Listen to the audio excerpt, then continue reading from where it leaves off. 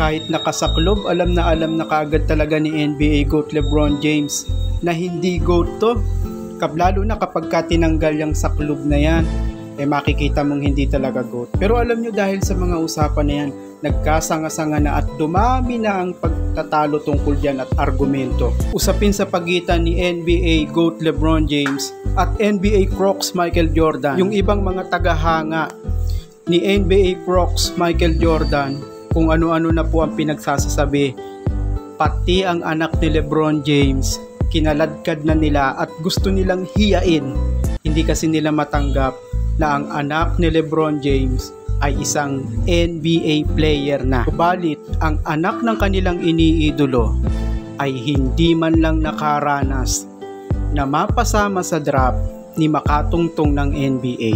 Ito ang masaklap na katotohanang ikinaiiyak ng lahat ng mga Michael Jordan fan at ikinaiinggit nila sa family James. Abangan nyo, pati si Bryce, mapupunta rin ng NBA yan. Yung anak na babae ni NBA GOAT LeBron, mapupunta ng WNBA yan.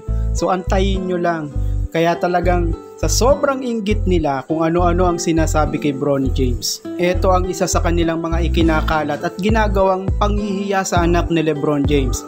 Kesyo sa NBA 2K25 daw, number 68 overall pick daw po ang anak ni LeBron. Ang tanong, totoong usapan lang, yung anak naman kaya ni Jordan, ano? Huwag na natin pag-usapan ng NBA kasi hindi naman NBA caliber to eh. Ngayon kung irarank mo siya, saan mo siya irarank? Ang tanong, saan mo irarank?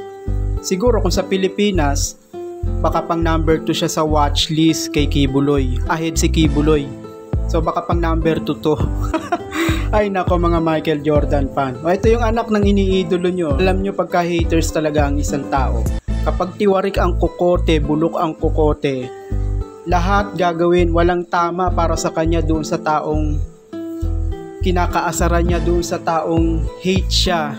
Walang tamang gagawin yun para sa kanya kahit gumawa ng tama. At ang katakatawa, yung mali, doon sila natutuwa. Doon sila proud. Tingnan nyo ito ha. Dito alam nyo ba, proud na proud pa yung mga Michael Jordan fan dyan. At ipinagtatanggol pa talaga nila yan.